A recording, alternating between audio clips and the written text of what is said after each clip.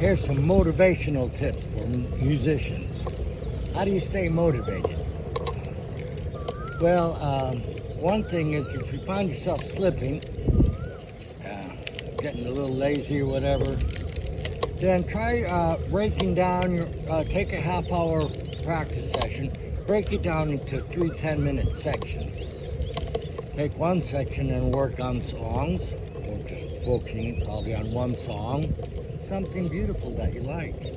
Find something new that's beautiful. This is really the key to it. Finding something you love that moves your heart. And then just make it short, 10 minutes.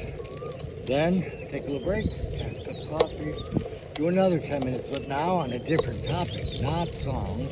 Now, do one of the other 2 hot categories, either technique or your harmony and theory. Harmony and theory mean, expanding your knowledge of chords, different voicings, like the dominant chords. There's so many variations of the dominant chords, and they're so important. So your basic dominant chord is like C7, right? Well, that's the first one. You got C9, C11, C13. Then you have the ones that alters, the extensions that take you to minor keys. So you got like C7 flat 9. That flat 9 is a flag. And so you have C7 flat 9 and raised 9 and raised 11, raised 5.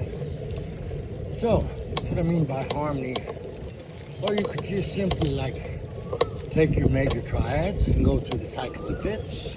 C, F, B flat, E flat, A flat, D flat, G flat, B, E, A, D, G. You just went through the cycle of fifths.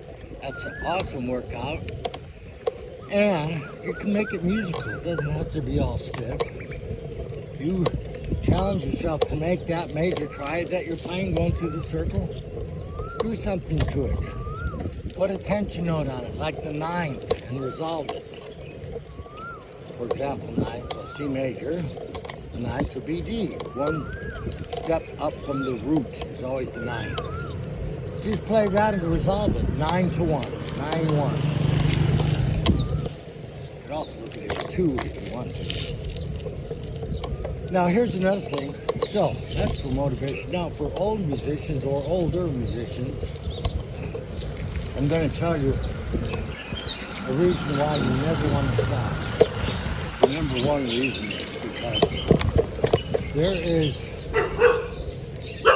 nothing that a human being can do that causes more explosive activity in your brain than when you engage with a musical instrument. You can do your research. There's nothing that makes that brain, it connects all 4 quadrants, they're communicating with each other. There's nothing higher than that. You would think maybe something like chess or kung fu, but nope. Engaging with a musical instrument causes the most activity.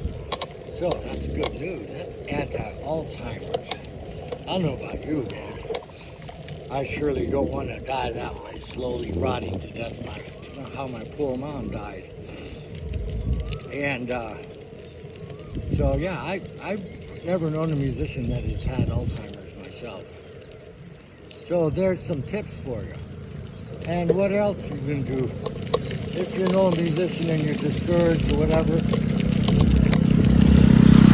just every day play a little bit, engage with your instrument. Hey, who knows? Why not try to write a song? What could go wrong? You never know. You could be the next guy that could create a hit on YouTube. You don't know. Why not try? What else you got to do when you're old? But remember, just that brain health alone is an incredible reason to continue your instrument. You're making yourself mentally healthy, and that goes along with your physical health. Together, that's an awesome team. Plus, you can play basic songs. You could be making someone so happy at their birthday, a wedding, or a funeral. You never know what.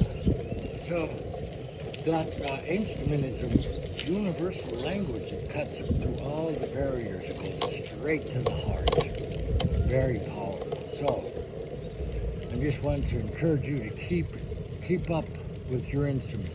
Don't stop. Never stop.